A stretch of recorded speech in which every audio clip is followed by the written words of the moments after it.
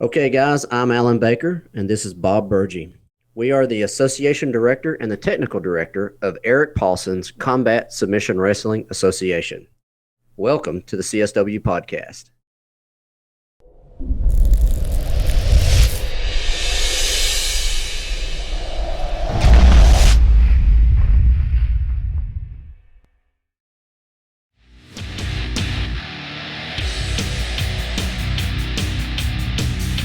Welcome back to another CSW Podcast. Hey, Alan. Hey. Bob Carver's with us today. Oh, yeah, it's going to be great. It's got some good information. Awesome. Comprehensive Combatives. Okay, guys, today we're going to have Ajarn Bob Carver. Ajarn Carver has been teaching Muay Thai in Ottawa since 1988. He has been in the martial arts since 1973. He has a degree in physical education from the sports science program at Ottawa University. He is a senior instructor in Muay Thai under Grandmaster Chai Sarasute. He is the president of the Canadian Thai Boxing Association, a full instructor in Filipino martial arts under Guru Dan Anasanto, and he is a representative instructor in CSW under Sensei Eric Paulson. Welcome to the show. One of the questions I had for you was about a book you've written recently, Comprehensive Combatives. I'd like for you to explain the program for me and the things you went through to put it together. Yeah, thanks, Alan. It's been sort of buzzing around my brain for many years just because I've tried to apply those principles. I did an undergrad in sports science when I was a bit younger, and when I came out, I was really on fire on applying those principles to our field. So I've been doing it for a long time with how I would put together my training sessions, how I would advise people to get proper rest. If we're talking about the physiology, that the rest is just as important as the strain or the stress that when you're actually exercising. And it's kind of a way for people to get an extra little, maybe 3, 4, 5% out of their time, make things a little bit more efficient in terms of training structure, making sure that it's really easy, as I'm sure you know, for our kind of guys to overtrain. They kind of figure if 10 is great, then 20 is better and 30 is awesome. And that's not always the case. There's a time when to kind of ride the wave a little bit, keep things under control so that you're really trying to target an energy. If we're talking about the physiology, really targeting the energy system specific. Well, when you say your energy systems, can you talk a little more about that? What do you mean? Yeah, so there's 3 main energy systems, and everybody, if we talk practically, everybody kind of knows what they are. I'll just give some examples. So aerobic training, baseline training, done usually at moderate intensities, but it depends on what people are training for. So you get somebody who wants to lose some weight and get in shape. It's a great prescription for them. Maybe get out and do something aerobic, whether it's, cycling, swimming, doing slow jogging, for example, at a certain heart rate. Because what that system does is preferentially burns fat. So often when people come in and they want to get in shape, that's really what they're trying to address, that aerobic system going. It's going to burn a lot of energy. It likes to burn fat, so when you do it at a certain intensity, it's going to preferentially burn fat. So it's a great way for people initially to lose some weight, start to improve their aerobic capacity. Then you can take on the more challenging interval trainings that's really inherent with combat, is those higher intensity trainings. But if you don't have your base set, then you probably had, if you've seen people come into the gym and they just jump in too hard, Yeah. They just rip it as hard as they can, and then you don't see them for a week, So, there's ways to do it so that you have the right intensities, you get recovery time in so that you have full recovery before you hit it super hard. So if we look at what, in terms of combat, my personal advice to people is to have a good conditioning base with the aerobic system first. And we can have intervals in that as well, right? So if I go through, I'm going to go through them basically. So there's aerobic, anaerobic, alactic, and anaerobic lactic energy systems. Those are the 3 ones. they all have subcategories.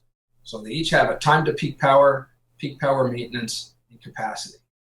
So in reality, there's actually 9 different energy systems. And when you think about it, and it can get pretty hairy pretty fast, especially if we start talking about, all the substrates and the biology of it. It can be getting hit pretty good. But if we keep it simple and we start to understand that if we exercise at a certain intensity for a certain amount of time, we're going to start to activate these different energy systems. So, when you have a client come in, how do you normally judge where they are physically before you start to set a program for them to elevate them up the scale later? Yeah, it doesn't, you can go really measurement oriented, but it can be expensive for people. So, just as well as somebody walks in the gym, you have a boo at them, you're getting a pretty good idea of where they're at in terms of look. And then you throw them in a basic class and you see how they tolerate. And so one of the things that I was always careful to do in those phase 1 classes was, just tell folks that it's not a competition. We're going to work aerobic intervals here, 3-minute rounds, typically we do in class, 1-minute rest. And if you get a little tired, no problem. Keep your form, keep your hands up and move. If you can't, keep your gloves up and move. And I just watch them. And what you start to develop, and you got it, you do it every day, right? You're going to see somebody's just taking it a little too much over the top. You tell them to chill a little bit, slow down, move around a little bit, then increase your pace a little tiny bit. Because our goal is to push that conditioning envelope steadily back, not to try and, you can't go from A to E with it. You got to steadily push, because what happens when you stress the body, you're asking it to do something that it maybe can't normally do. You're doing work that normally it's not used to doing. And so you put that stress on the system, and then you rest. And that's when the adaptation happens. That's when all the biological stuff is going on. That makes your body's going, what the heck just happened to me here? That didn't feel great if you're getting super tired, right? But when you rest and recover, it's now your body starts to compensate.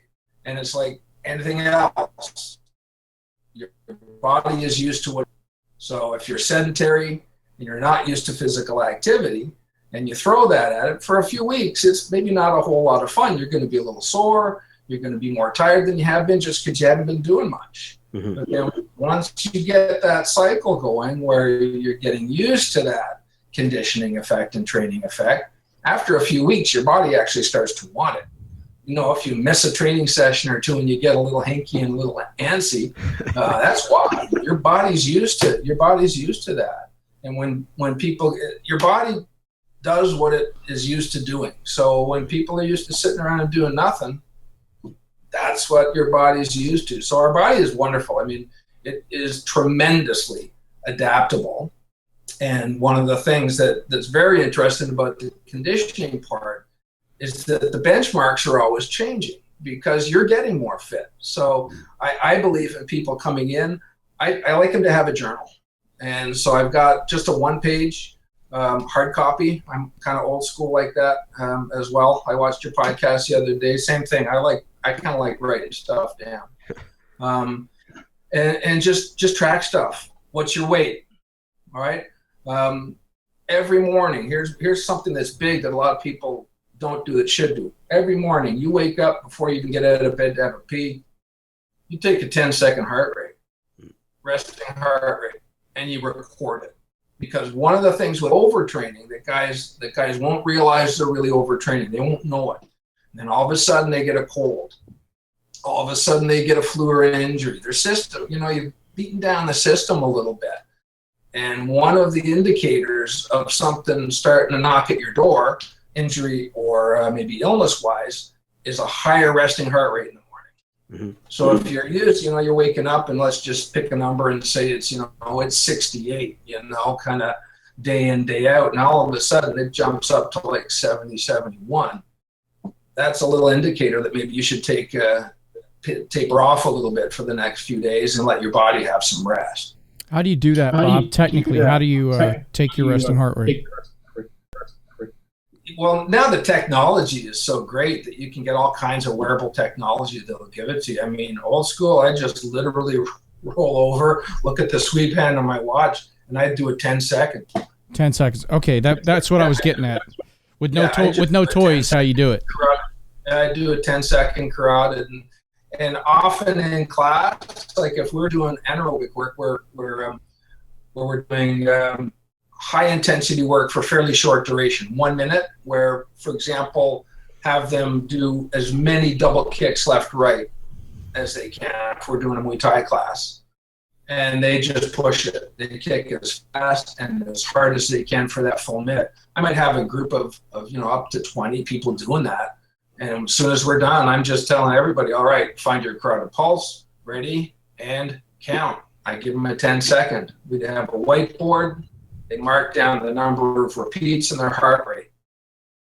And then we do a certain number of repeats, have some recovery, hit that energy system again. I used that when people were getting ready for fights and their aerobic capacity was real good. That just bumps them that extra little bit in terms of pushing their tolerance for lactic acid. And if people don't know what that is, they probably do if they've ever got on a track and run a 4-4 as fast as they can. Unless they're trained runners, that last 15, 20, 25 seconds, 30 seconds of that rotation can be real hard. You're trying to run as fast as you can, but you've slowed down. That's your fast twitch muscles saying, no thanks, I'm out the door. You just start shutting down. You can't help it. You're trying as hard as you can, but you've thrown enough lactic acid into those muscles that they can't twitch as fast as they do. And so now your slow twitch muscles fibers take over. That's the experience that you feel when your legs are heavy. Sometimes you want to feel like you're going to vomit. That's a real two common indicators of a lot of lactic acid in your system. The interval training you're mentioning with taking your heart rate and then doing various sessions of that helps improve that starts taking away that buildup. Yeah, it shows benefits. So it's it depends on what you want the modality to be. I mean, if we're coming in and we're doing a typical class with 3-minute rounds, even 30 seconds, you can put that in an aerobic intensity framework where people are working their form. Their heart rate is a little bit lower. So now they're working their mechanics, they're getting good movement skills, they're working their basic ABCs of striking, and we're putting it in a conditioning format. I like that a lot. Now, how does something like that apply to a strength activity? Like the build up is it different? It is. There's research out there that says that when you're trying to gain strength, and like somebody wants to put on some weight, for example, in terms of muscular weight, they usually do that off season. So if you look at a hockey player, professional hockey player, professional ball player, they're doing that strength work off season, and then when they come on season, they go with their skill training and their specific energy system, because it seems to tend to interfere a little bit if you're not careful, if you're trying to gain muscle mass at the same time as you're developing specific skill and conditioning training. What about for lactic acid buildup when you're grappling? Like, everybody's had the monster on them and you can't breathe and you start panicking. Or if you get to it happens to me all the time. You get into that 3rd, 4th, 5th round of rolling, you get tired. Like you just start, and then it's just let me. Can I just stall for a little bit and hold this guy here and get a little bit? Is this same type of training going to help me improve in that area? Is that the same kind of a buildup, or is that just a different system? Well, we could be talking about two totally different things here in terms of the physiology or the psychology of it. So if you're hitting the wall with your physiology, if you can't run or run fast anymore, let's use running as an example, you're going to run as fast as you can. But if you've really thrown a lot of lactic acid into your system, you just can't perform at your normal max. So now it's like, I'm going to keep my legs moving, but I'm not going to be throwing as, not going to be moving them as fast as I just physically cannot do that until I've had some rest. So if you're on the bottom, you're gassed out from a conditioning standpoint, then maybe positionally you try and catch a little break if you can. Find a mechanical position where you can get a little bit more air until you get, like you got things back where you can hit that explosive movement again. Nice. Now, so I won't beat it to death, but I do. Maybe next time we have you on, I want to go into a little bit more detail on building up these systems, because we're a recurring theme again. All of us are sort of hitting that age wall a little bit, and I don't recover as fast as I used to. So I'm looking for tricks, to get into that third, fourth, fifth round. And I'm using those tricks. I said that to Greg Nelson, that a lot of those tricks are coming out now, and I didn't expect it to happen. A lot more technique is happening now that's getting me out of rough spots. And the psychology, 100% with you, because I don't panic as much as I used to. Much more calm in there, which helps, keep me going. I'm just looking for the next route.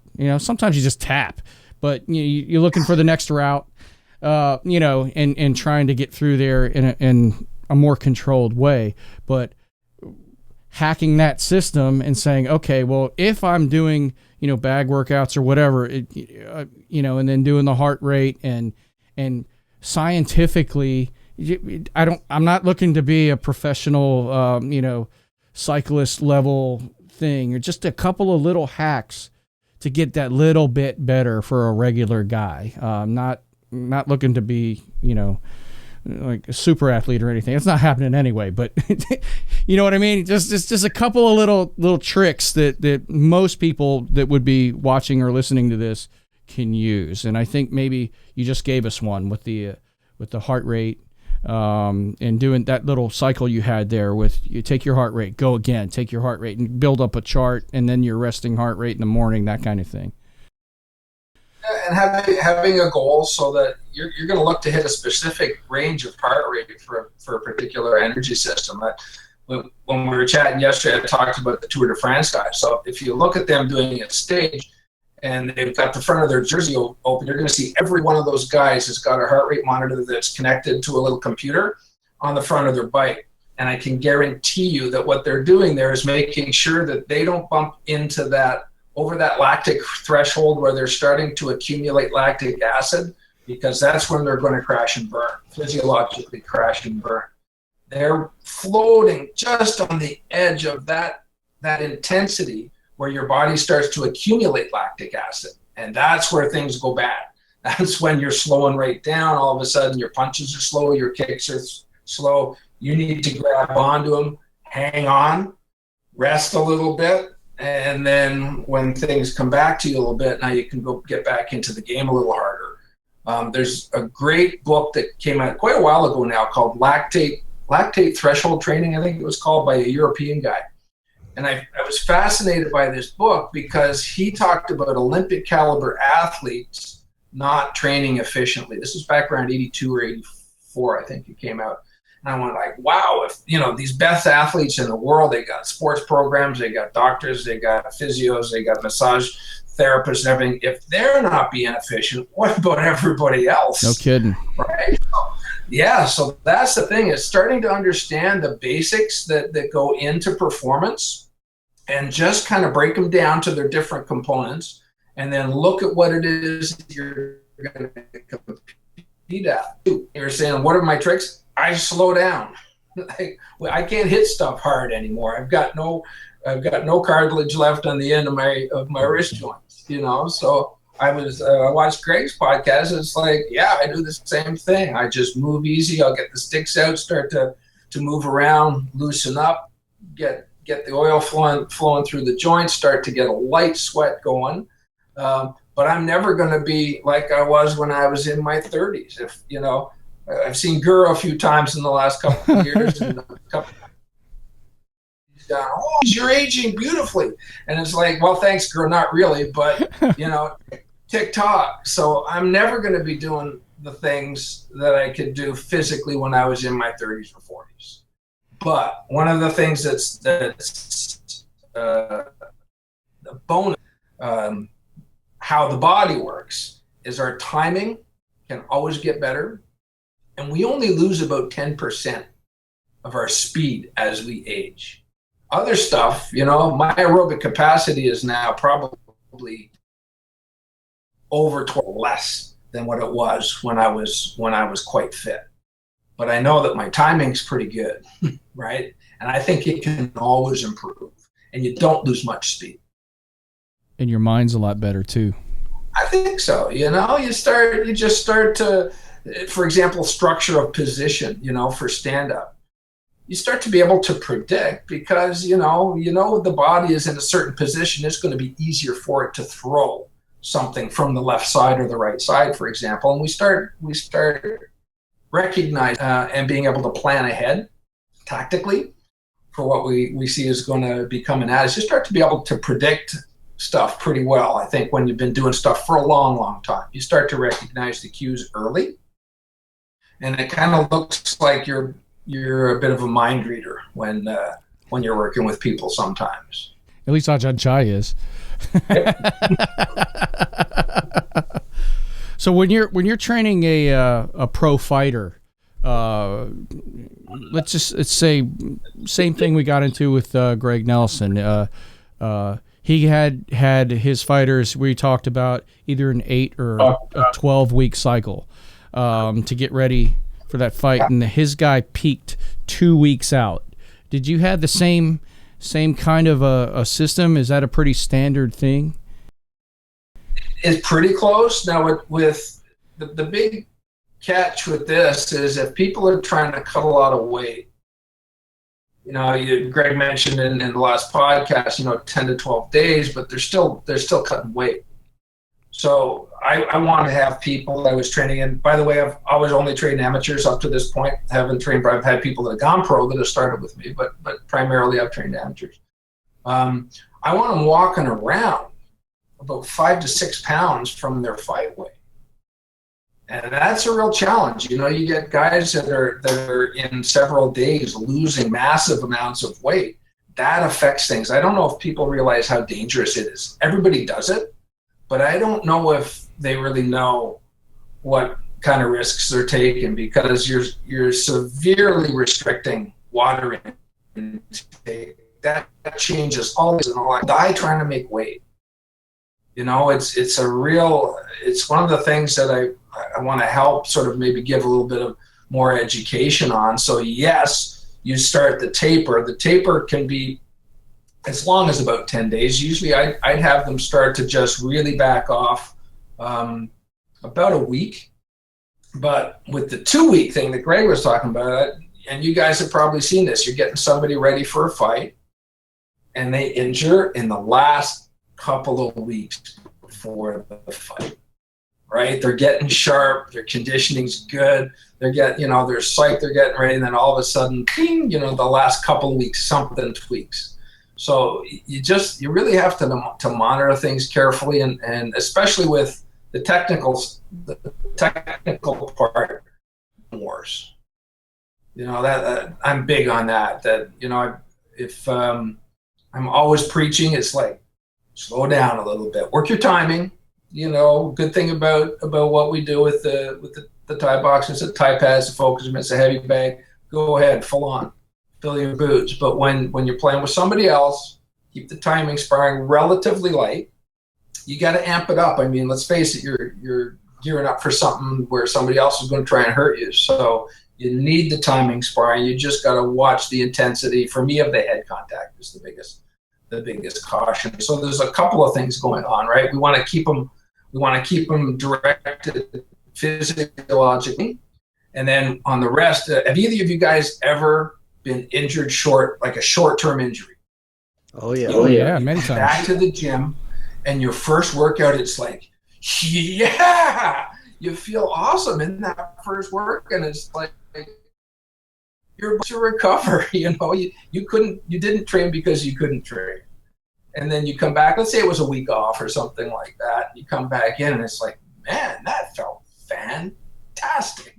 And it felt fantastic because the time you had to take off for injury also allowed your body to recover from a physiological standpoint. Now you're back up to everything's on full, the full button for the gas tank. So it's a happy day. But sometimes when you think about when you're dragging your ass in to be able to do a workout, it's like maybe look at those resting heart rates in the morning, for example. Look at how you're stacking your training sessions. Are you overdoing the aerobic, for example? Because that energy system takes a full 24, 48 hours for full, right? The anaerobic energy system, that short duration, the bursty energy system that goes up to about 2 minutes max, it recovers quickly, 5 to 6 hours, full recovery. Really? Okay. So those are the things. Okay. Yeah, it recovers fast.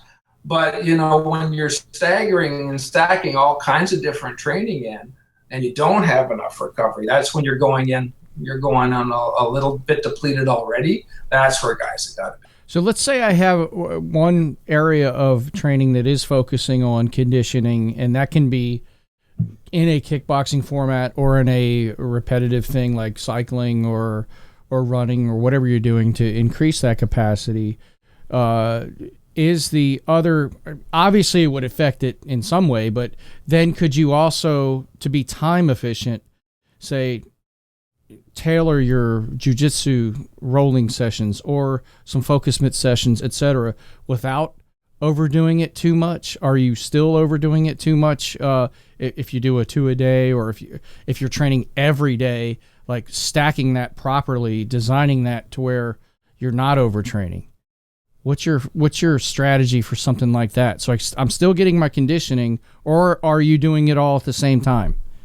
No, I think you need to split things up. When you look at the time commitment that Olympic caliber or national caliber athletes put in their typical training week, it's huge. They're putting in like 25, 30 hours of training time a week, easy. And you gotta stack things. So, and especially when there's this much skill learning as we're looking at with like say MMA, for an example, that's 3 separate skill sets that you need to be on top of. So you have to kind of think, who else does that? Like a triathlete. Does he run hard, cycle hard, and swim hard every day? No, he doesn't. He'll separate his week out. Give me an example of that, Bob. Take me through. Now, are we talking a 5-day week or a 6-day week? Let's look at a full week, and you should have at least 1 day off on that 7-day cycle. And so I'll use myself as an example. When I was quite fit, I felt best doing 2 days, and my 2 days would typically be a morning aerobic session. And guys that have been to camps or guys that have trained hard for a lot of success. I don't know if you share my experience, but the morning run often was not so much about the conditioning, but about getting the blood flowing and getting yesterday's owies out the door. It's like everything starts to flow, right? And all the byproducts from that metabolism that's sitting around, you get it out. So, I might go do an easy aerobic session, and then that night I would do a harder anaerobic specific session. And then anytime, you can look at how those intensities, you can bump them a little bit. Everybody's had those days where they've gone out for their run and it's just like you're hanging on for the entire run. And you feel like crap. You want to turn around half a mile in and just go home. It's like, you keep those legs moving. And now we're crossing the logical thing where it's like, no, you don't give up. You're having a bad day. So what? You keep the legs rolling. You get another 4 miles in the bank or 3 miles in the bank or whatever it is. And, you chalk it off to having not a great day. But when you put those in the bank, then the good days are even better, and you can make that analogy for a fight. You can have a fight and it goes all your way all the time. It's like, hooray. But, any fight that's competitive, it's like, well, it wasn't so great around. and but you get through. You get through and being able to next round, for example. So, it's just a matter of everybody. It's a time management issue, I mean, you got to get up, you got to go to work, so some people get up extra early and run then. Some people will do it on their lunch break. And if you're taking for example, using, again, running, jogging as an example, you're taking an easy to a moderate pace, by that night, you're going to be at least half recovered and probably moderate intensity, and you can still go in and hit your energy hard, do some intervals. I mean, what we do is by definition intervals. If you're looking at anything that's done by the round with some rest in between, that's interval training. So it's prepping for the energy system that's dominant. I think some people are surprised with fighting how much the aerobic energy system is important to that. A lot of people, I think, put more emphasis on the anaerobic, and there's definitely anaerobic there, but that aerobic base and that aerobic conditioning allows everything else to really function at a pretty high level. It'll keep you going so you can get into the later rounds, right? Instead of just having that quick burst. Yeah, it's how can I describe? The easiest way is to do a session. You try and do next time you've got a little sort of, hey, what am I going to do tonight?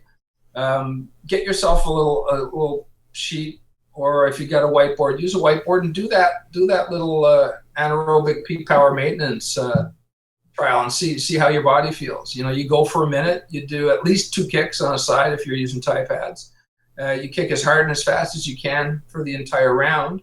Take 10 seconds, take your heart rate, mark it down, 10-second heart rate, mark it down, mark down your number of reps, and then your goal is to try and hold your reps from your first repeat. First couple are a piece of cake, it's kind of, but when you start stacking those, so what we're doing there is we're some lactic acid into the system, and then we have a little recovery and we take some out. But guess what? There's still some in there, right? So the next time you do it, it's a little harder until you're doing, 4th, 5th, and 6th repeat. And, you're kind of hanging on those last 15 or 20 seconds, but that's what allows your body to tolerate more of that lactic acid. And it also, your body starts to become more efficient at removing that lactic acid and keeping you functional at high speeds. Are you doing your light cardio sessions all 6 days during that week, and then your harder work is in the evening? Is that the pattern? And then you're varying what the activity is in the evening? Yeah, you can vary the activity, but usually even with the aerobic, if I did a hard day on day 1 and my next day was day 3, I do a moderate and easy day on day 3, because chances are that I've done a couple of other training sessions that have pushed you as well. So I'm not going to run hard every day. And some of those times you look at how you're feeling. You go out there and you just burn it. You go for your best time over however many miles you've ever done. But other days it's like, I'm going to go moderate pace today. The main thing is that you're keeping that thing moving forward, even if you're doing a fairly low intensity aerobic workout. So I would stagger my intensities from session to session on the aerobic work. I'll tell you a funny story. I mean, way back, somebody was going over to Thailand. I said, hey, do me a favor, throw that anaerobic 1 minute thing at him. And he did. And they just shoot it up, spit it out, yeah, whatever. So, even there, because that energy system goes 1 to 2 minutes. So, I wasn't there, but I would have bumped him higher, made him go a little bit longer and keep that thing going, because even those guys, as incredibly fit as they are, that entry level one that I sent them over with, the entry level drill, they were just all like, yeah, okay, what's next? Whereas other people would be hurting units just doing that introductory level. Yeah, us included. I'm in that group. Well, the one topic we're following this month is developing training programs. When we've been doing it primarily for yourself or for doing it for a student. So, for instance, with the information that you've been going over, if you were to put together a program, let's say a week long, day-to-day basis, how would you set it up? Okay, if they're just coming in, so this helps with your class, your curriculum structure, because when somebody's coming in, let's just say your phase 1 is 3 months long. I might have a consistent theme over that entire time where we're going to go at a level. So here's practically what I would tell people. I want you to work as hard as you can over this entire 3-minute round. If you find yourself getting out of breath, or you have to drop your hands, you know how guys will put their hands down on their knees and start to catch your breath, or, you slow down. And I don't have to monitor heart rate so much then. I look around and I just will tell people to slow down a little bit. And I just allow them to find their own pace a little bit. And then if I see maybe they're not going quite hard enough, I'll give them a little bump to get them to go a little bit harder, and vice versa. If I see somebody get a little white, the kind of color starts going out and people get a little white, they're going way too hard. So that one I wouldn't be like super scientific with. I'm just trying to, through the structure of my class, the drills that I'm selecting for them, and then my feedback during the rounds to keep them at a level where they feel like they can continue to have good quality movement and feel like they're pushing a little bit. And then I found that I had pretty good results. So that sounds like you're, are you really big on the positive reinforcement or negative reinforcement? How do you run a session like that? More positive, it's every now and then, you kind of have to take the stick a little bit. But I've found that you try and stroke them. One of my sayings is stroke them, don't choke them. If people are giving you an honest effort, everybody's at a different place. Even in a phase 1 class, maybe you have somebody coming in the door that's already pretty fit, and then you got somebody else. It's like, what? So I try and keep it as positive as I can, and for as much as I can. But if somebody's joking around or not giving a good effort, I'll tear them a bit of a new one to get them to up the ante. Why are you here? You're here for a reason. So your time's valuable, so's mine. Don't waste it. I love it. Generally positive reinforcement. I think that works. That's perfect. That was perfect answer, because a lot of the guys who are interested in this content are either affiliates or coaches or working to be that. So being able to have that eye, with your years of experience, it's easy for you, but we might have guys that are a little green, and when the groups start getting a little bigger, learning how to break that group up and quickly evaluate what you have in front of you to keep the flow of that class going, the energy up. That's good. Those are good tips on that. And on that subject, you already hit on it that you use rounds. You have a structured hour. Let's just use an hour as our measure for a class. When you start your class, how much time do you spend on the warm-up material, and then how much technical material do you use, and then either sparring or rolling or that type of material, and then the cool-down process. All that has to happen in an hour, right? How do you structure yours, and do you use music during your training? Let me tell you something funny. This really hit home to me. Angelo Dundee was in my gym in 2000 something. I actually can't remember the year. And it was one of the best days ever. One of my students says, "Hey, Angie Dundee's in town for this boxing promotion fundraiser. Do you mind if he comes by the gym?" I said, do I mind? Who do I have to kill? And so it was awesome. I mean, he came by. It's like, "Hey, Mr. Dundee," he said like 4 different times, "Call me Angie." Music on. And it was a noon hour class, and it was, I think it might have been a mixed class, maybe more than just a single phase class. And so he came in and he's looking around, and one of the cool things I went, "Geez, I do that too. This is great." And then he'd look up at the hands, and he'd look at the feet, and he'd look at the hands, and he'd go in and give a little correction here and there. But after, he said, "Why do you guys play music?" And I said, "It just kind of helps people keep a rhythm." And this was brilliant. He said, "You know what? I never allowed music in the gym." He said, "Every fighter has his own music, his own rhythm." That. And it was like, son of a gun. You know, it's like, yeah, I get that. You know, so, you know, tempo, timing, things, you know how different people have got those different rhythms. And I think a lot about tempo and timing when I'm teaching stuff. I'm a bit of a musician, so for me, rhythm and tempo of stuff, breaking rhythm, inserting into the half beat, all that kind of stuff is really, really important. So I use it.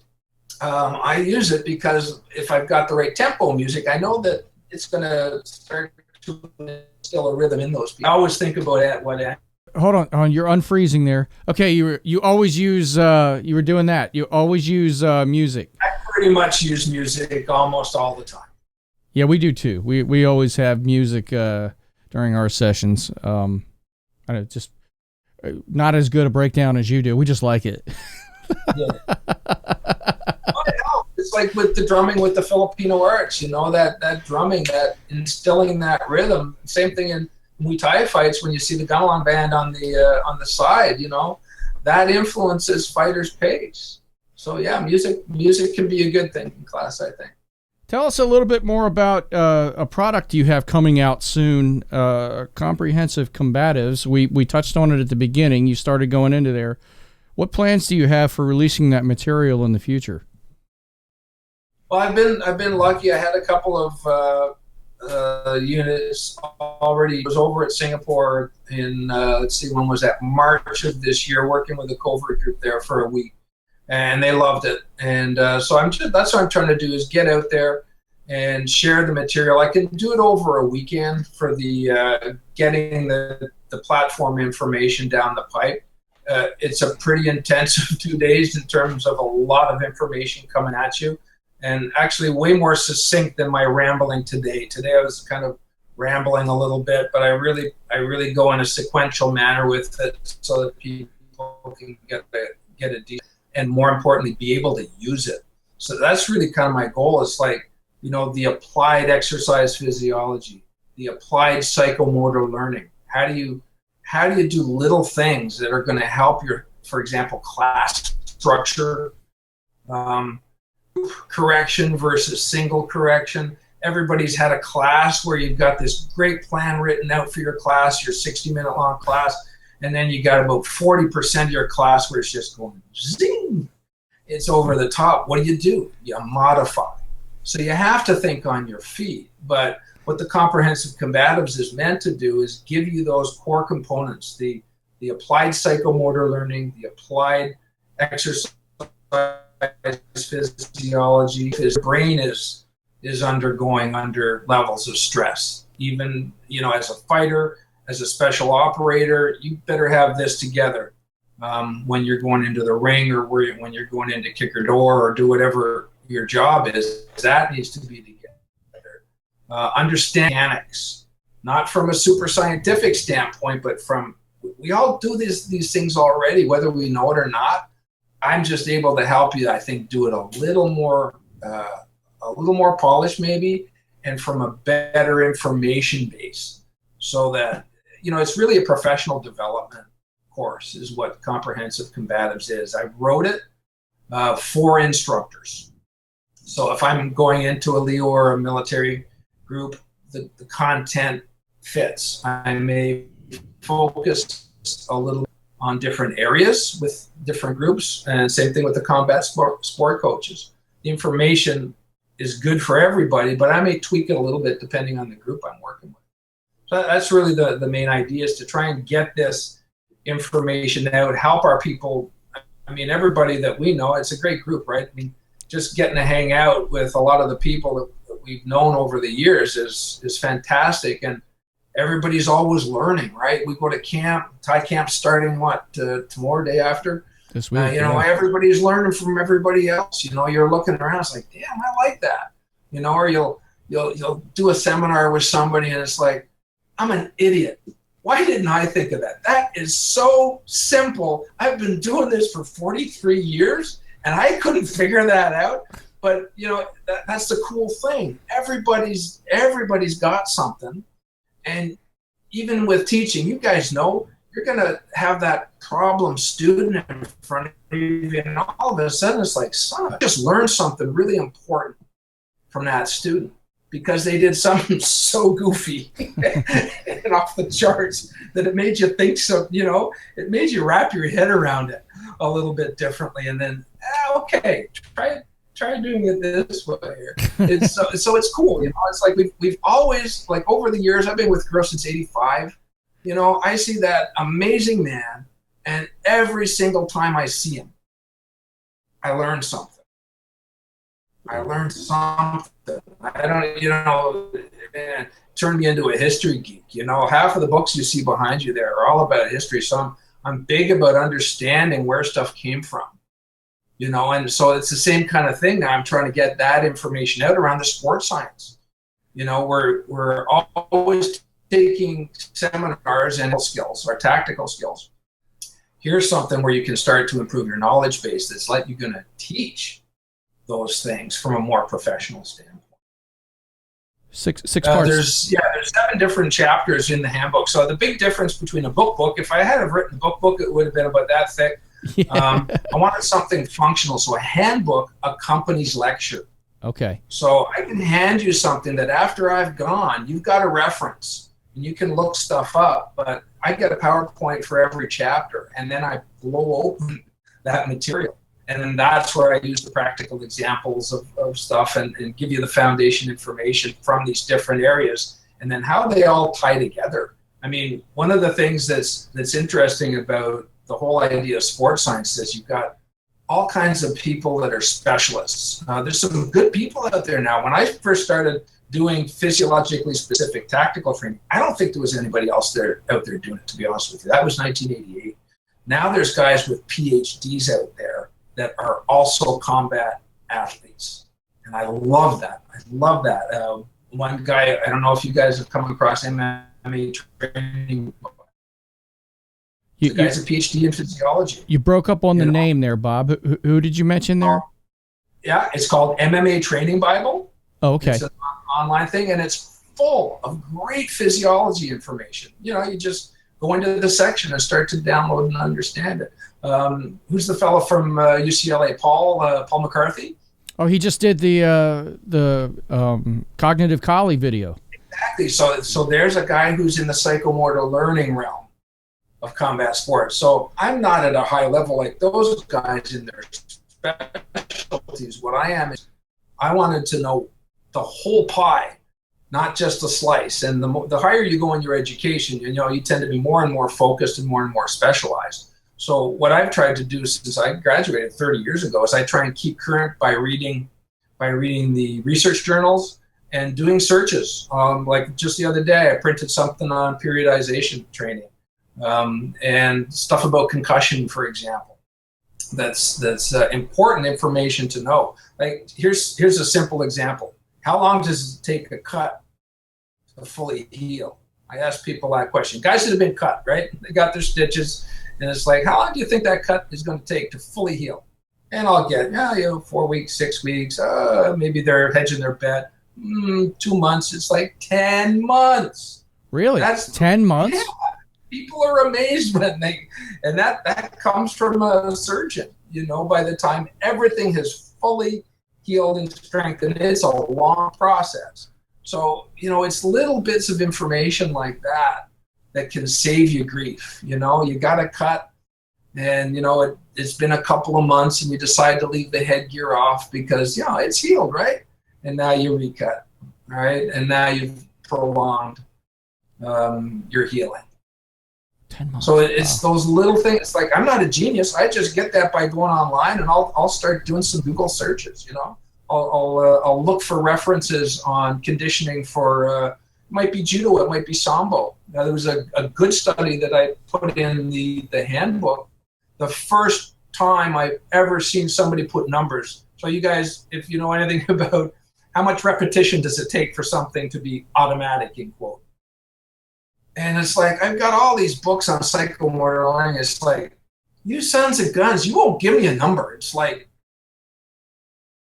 vast, many repetitions, and they don't put a number on anything. Finally found a study out of, I think it was Romania or the Ukraine. It's like, thank you, because they've got it broken down into hours. It gave me a number to work with. You know, some coaches would say, okay, I'm not going to let a guy do a wrestling move until he's practiced.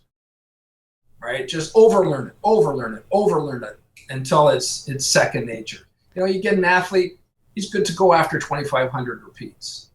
So that's where, you know, the science is there, but the magic of working with it in a practical way is the real challenge, I think. So you get that basic knowledge that's going to help you do things better.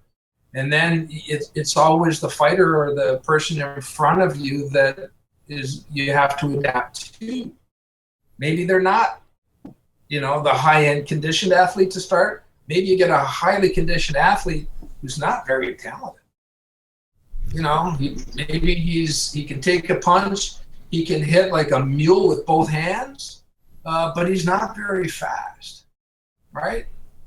You got what you got to work with, you know, so you make the best that you can with what you've got. And everybody's different. So that's where it becomes amazingly interesting and fun, because it's not just cookie cutter. It's very, very much specific to the individual. I really like where you're going with that. Guru Dan, I just saw him this past weekend, and he always, almost at every seminar I've ever taken with him, brings up that it's the individual, it's not the system. However, I think the piece that people frequently miss when they're saying they do JKD or this is my JKD or that kind of thing, it's you can't just pick pieces and say you're doing that. You have to go through the system first before you can throw the system away. You can't simplify something because you don't have that foundation yet. And I think a lot of people forget that part. You do have to put these hours in, and then you can tailor it to the individual. But you're going to have to go through school first. You don't get to just take these little pieces. I'm 100% with you on that one, for sure. You need a foundation in something.